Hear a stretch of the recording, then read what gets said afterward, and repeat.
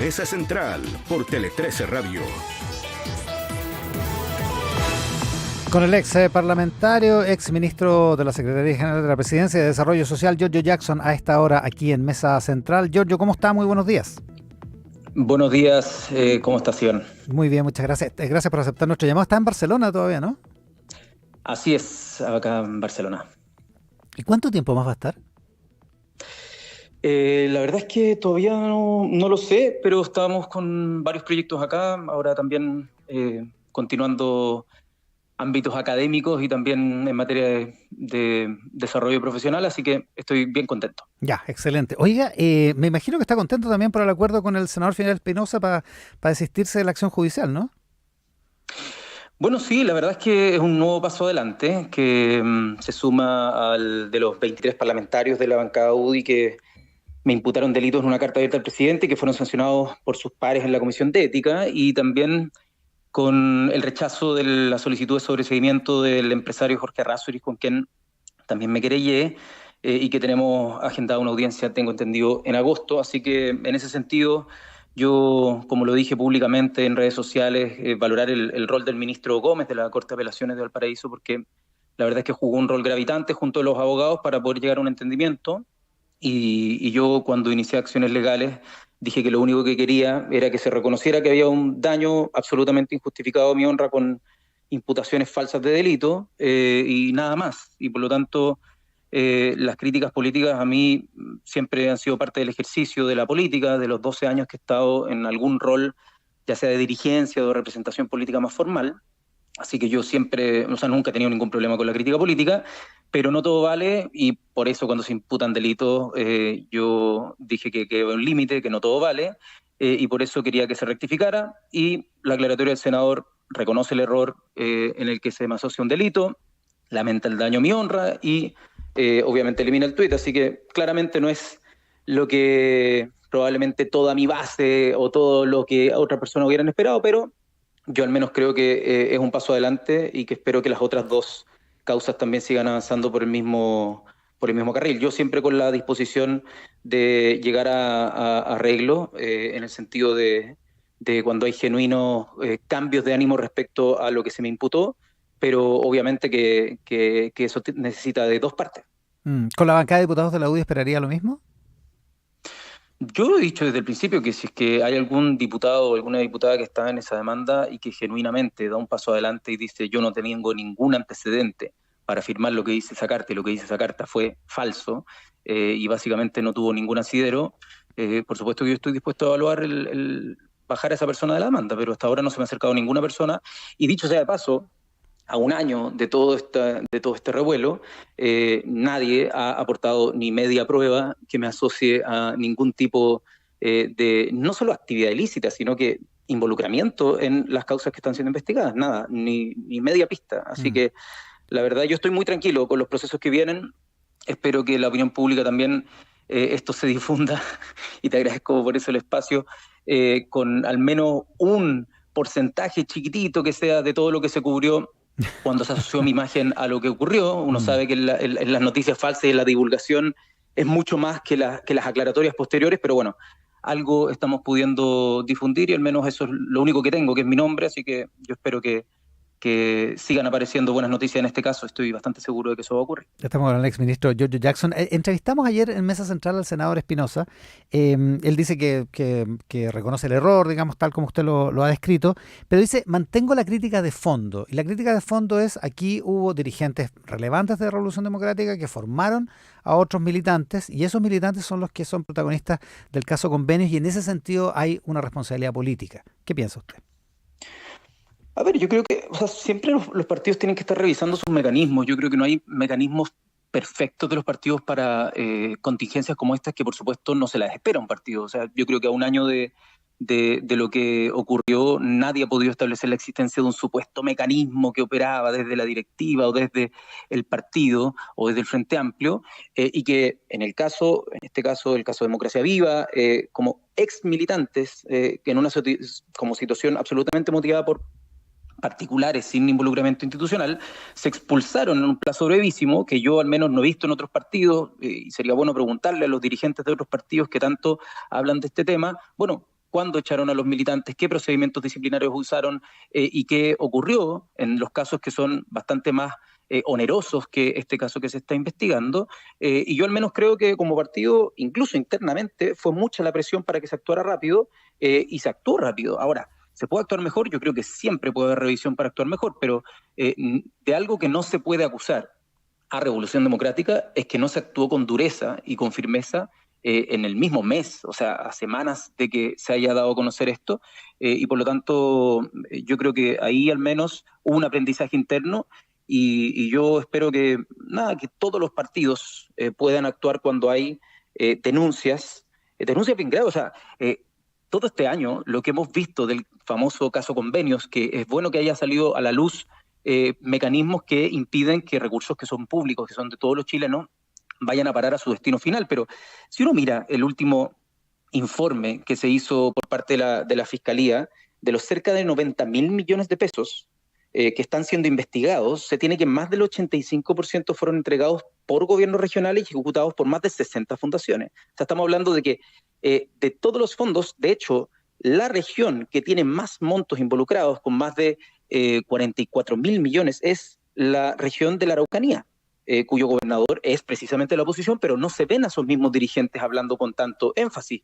Para abundar más, Iván, lo que resulta paradójico es que un parlamentario que pidió mi renuncia, que después dijo que había sido, ¿no? que el daño que yo le había hecho a la imagen al gobierno era brutal, quiere esperar lo que sucederá con materia penal para que yo esté en la cárcel, fue nada más ni nada menos que Mauricio Ojeda, el único que está siendo hoy día desaforado para formalizarse por delitos cuyo celular fue destruido por su hijo de 3 años, ¿no? Que fue algo bastante bullado en las redes sociales. Entonces, yo al menos espero que todos los partidos que han sido críticos, y qué bueno que haya una crítica respecto a cuando los fondos públicos no van a parar a su destino final, actúen con la misma dureza. Yo no vi con la misma dureza con la que se actuó conmigo por ejemplo, José Antonio Kast respecto a Mauricio Ojeda. Me encantaría verlo, pero como en ese sentido, yo espero que independiente de dónde venga, seamos capaces de elevar la vara, elevamos la vara, todos los partidos, para poder tener mejores estándares de transparencia, y que si es que alguien en alguna organización política pretende aprovecharse de esos nexos para, si es que se demuestra en la justicia, enriquecerse ilícitamente o hacer cualquier operación que no esté destinada con el fin que establezca la ley, bueno, que tenga las sanciones y que pague como corresponde. Al menos esa es mi postura, fue desde el mismo mes de julio, mis primeras declaraciones fueron exactamente el mismo tenor, que se investigue todo y que no haya defensa corporativa, pero yo por mi parte, absoluta tranquilidad. Estamos con el exministro Giorgio Jackson. Giorgio, el senador Espinosa ayer también esbozaba una tesis política criticando, o más bien describiendo la relación entre el Frente Amplio y el socialismo democrático como una relación media tensa a partir de una cierta superioridad moral expresada particularmente por usted, digamos. Y él dice, en el futuro deberíamos revivir la exconcertación y competir con el Frente Amplio y con el Partido Comunista, competir incluso en primera vuelta presidencial, sin un pacto parlamentario, para que luego el que gane reciba el apoyo del pacto derrotado en esa eventual primera vuelta.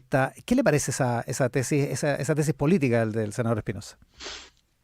A ver, yo creo que generar coaliciones políticas nunca es fácil, armar gobiernos de coalición. Sin embargo, yo creo que este gobierno, con probablemente aprendizajes en el proceso, pero ha logrado una cohesión súper impresionante desde mi punto de vista, para el nivel de críticas mutuas que se tenía en el pasado desde las distintas fuerzas. Y yo creo que en ese sentido ha sido exitosa la gestión política del gobierno del presidente Gabriel Boric en lograr aglutinar. Sin embargo, siempre hay personas que opinan quizás distinto a las mayorías de sus partidos, y es legítimo que opinen distinto, pero lo consistente es que los partidos políticos pueden competir, como lo van a hacer, por ejemplo, ahora en las listas de concejalías, ¿ya? Pero teniendo unidad en las alcaldías para poder maximizar las opciones de tener gobiernos de coalición a nivel local. Y yo creo que eso mismo es posible también para lo nacional. Uno puede tener subpactos, que son los que representa cada uno de los partidos, en una gran lista parlamentaria con una candidatura única. Y eso que se compita en primarias, y no está mal.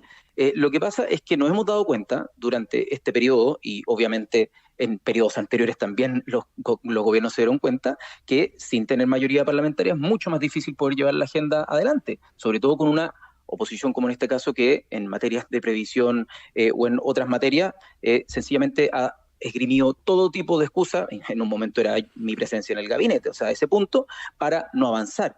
Y por lo tanto, el poder maximizar también las opciones que se tengan en la lista parlamentaria son una variable que yo creo los propios parlamentarios de los partidos de socialismo democrático también evalúan, y yo creo que ahí la unidad puede tener mejores resultados. Lo vimos en la última elección de consejeros constitucionales, la división de las fuerzas, por así llamarlo, progresistas, demócratas, etcétera, implicó tener la minoría absoluta o sea, una minoría calificada en el Consejo.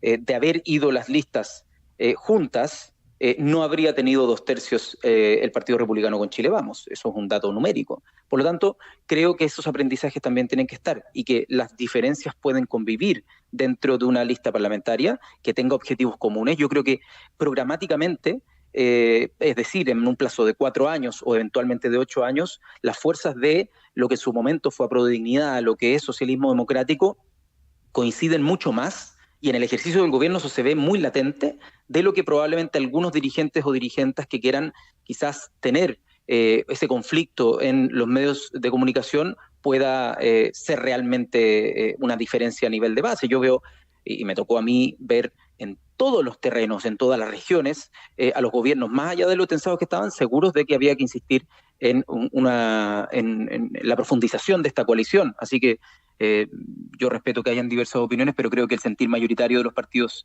de la coalición es apostar por la unidad. Es proyectar lo que hay ahora. También el aprendizaje de gobernar probablemente impediría que pasaran cosas como esa famosa jornada ahí afuera del servicio electoral para hacer un pacto que fracasó en su momento. ¿El ejercicio de gobernar ha sido también un baño de humildad para el Frente Amplio? Ha sido, o sea, sin duda ha sido, por un lado, el ejercicio del poder y de la responsabilidad de hacerse cargo, y también ha sido el aprendizaje, pero la oportunidad de hacer cosas que quizás antes, por distintas razones, no se habían podido hacer. Y yo creo que es súper bueno que el gobierno pueda mostrar logros y también mostrar cuáles son los obstáculos de aquellas cosas que no han podido hacer, por distintas razones, ya sean por errores propios o por dificultades políticas particularmente centradas en la oposición. Hay de ambas. Pero, o sea, que un gobierno como el gobierno que está actualmente sustentado por esta gran coalición haya podido subir en 28 meses, ahora que se va a cumplir el julio, el sueldo mínimo en un 20% real, ¿ya? 20% real, es decir, descontada la inflación, versus los 48 meses del gobierno anterior que aumentaron el sueldo mínimo en un 8%. Es algo concreto, es material. No es lo que dirían, oye, esta es la izquierda woke, es la izquierda identitaria. No, es algo material para las y los trabajadores. Que se reduzca la jornada laboral, cosa que se decía que era imposible. Ya se redujo una de las 5 horas que se van a terminar reduciendo. Eso no es algo woke, no es algo, oye, identitario. No, es algo material que se logró por la suma de fuerzas desde lo social transformado en lo político. La ley que es de pensiones de alimentos para aquellas madres y particularmente para los hijos e hijas que no tenían un soporte y que estaban con mayores niveles de vulnerabilidad, incluso pobreza, bueno, está siendo disminuido y por lo tanto está siendo abordado de una manera que no se había abordado antes y que se logró con un consenso por también la articulación política. Y hay muchas otras, o sea, los municipios ahora que tienen una holgura presupuestaria para poder abordar temas tan urgentes como la emergencia o como la planificación urbana por el royalty minero, que tampoco se había podido hacer. Y eso es porque creo que ambas coaliciones, en este caso, socialismo democrático y Aprodignidad, han podido aportar de su experiencia, ya sea en lo social o de su experiencia en lo político, en lo institucional, en lo administrativo, para poder empujar y que estos cambios sean posibles. Y yo al menos creo que ya se están viendo algunos brotes y quedan todavía 625 días de gobierno, así que espero que se puedan seguir mostrando esos brotes que vayan creciendo. Los tiene contados los días. Ahora, eso es lo que usted acaba de describir son los logros. Yo le preguntaba por otra cosa, le preguntaba por el aprendizaje de gobernar, de ejercer el poder, porque probablemente no volvería a ocurrir una cosa como la que ocurrió ese día, esa noche en el servicio electoral, cuando ustedes se negaron a tener un pacto con el PPD, que ahora ejerce ni más ni menos que la jefatura del gabinete. Digo, Bueno, sí, pues yo en ese sentido, desde ese momento quizás ahora lo puedo transparentar, pero las personas que fueron protagonistas y que estuvieron en esa conversación lo saben, porque yo hablaba con esas personas, pero yo no compartí esa decisión.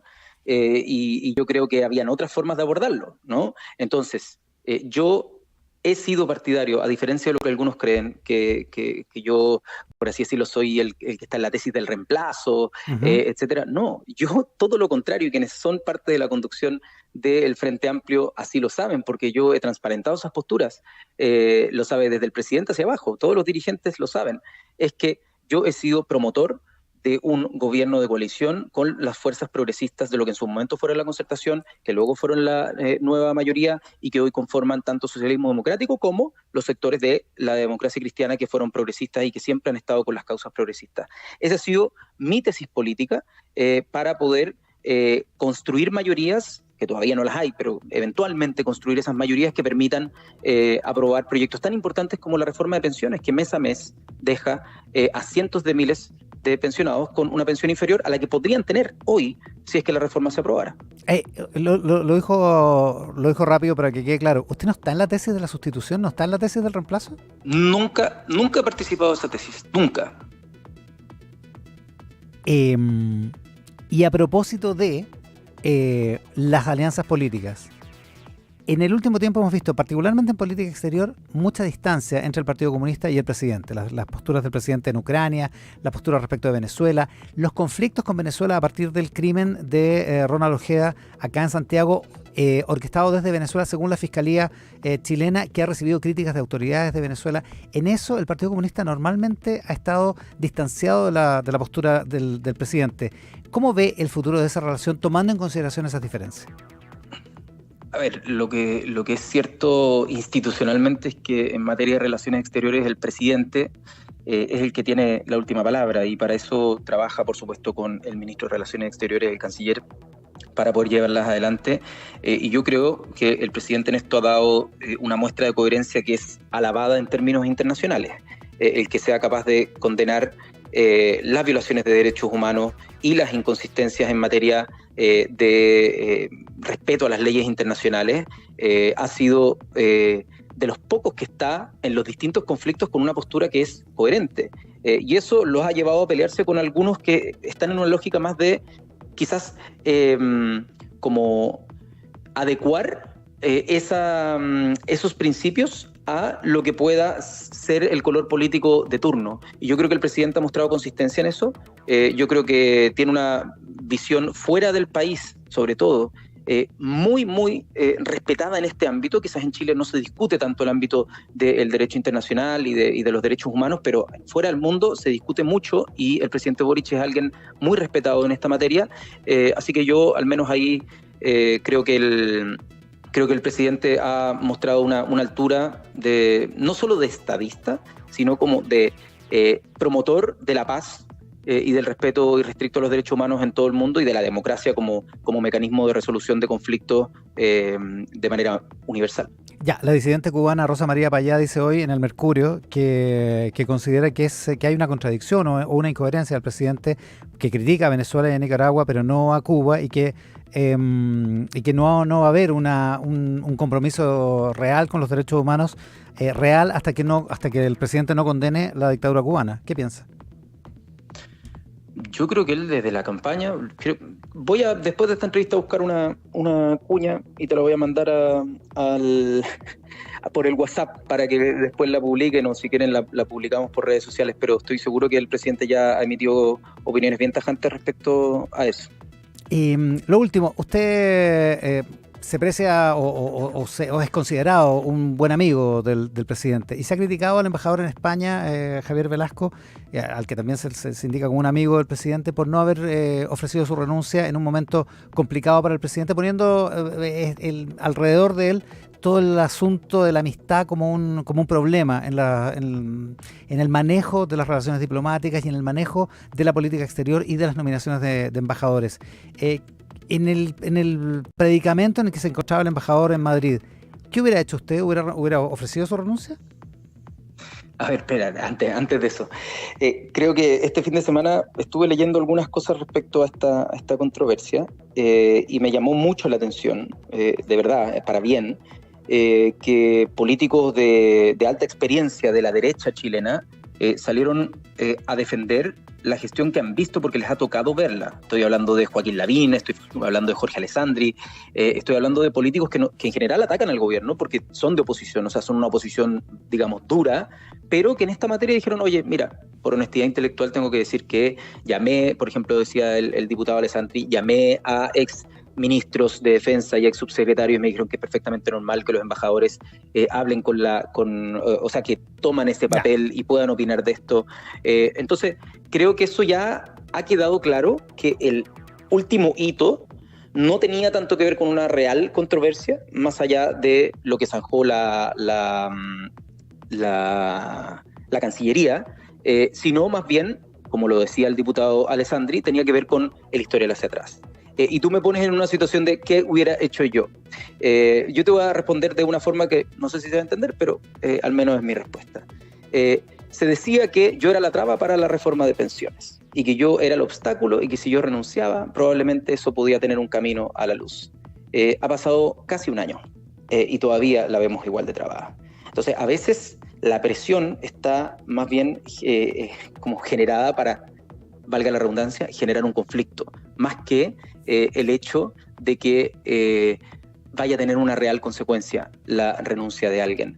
Entonces, desde mi punto de vista, dado que hay explicaciones que se dieron a Cancillería, que Cancillería las valoró y el ministro canciller Van Claveren decidió, y él tomó la decisión de que debía seguir en el cargo, y que por supuesto esa es la decisión que hay que respetar, y que por otro lado el antecedente es que la oposición no necesariamente establece esta crítica por una razón específica, sino porque el conflicto les ayuda, creen ellos, porque la opinión pública no es muy favorable para ellos en ese sentido, porque tienen mayor rechazo que el propio gobierno, es decir, la oposición ha mostrado en las últimas encuestas un rechazo mayor al gobierno. Lo que podemos ver es que no necesariamente esas peticiones de renuncia son por algo concreto, sino más bien para tratar de armar un ruido al interior de las filas oficialistas. Y yo al menos creo que ahí ya lo zanjó Cancillería, y yo creo que siempre que hay que estar respetando esa opinión. Con el exministro Giorgio Jackson esta mañana aquí en Mesa Central. Giorgio, muchísimas gracias por la gentileza.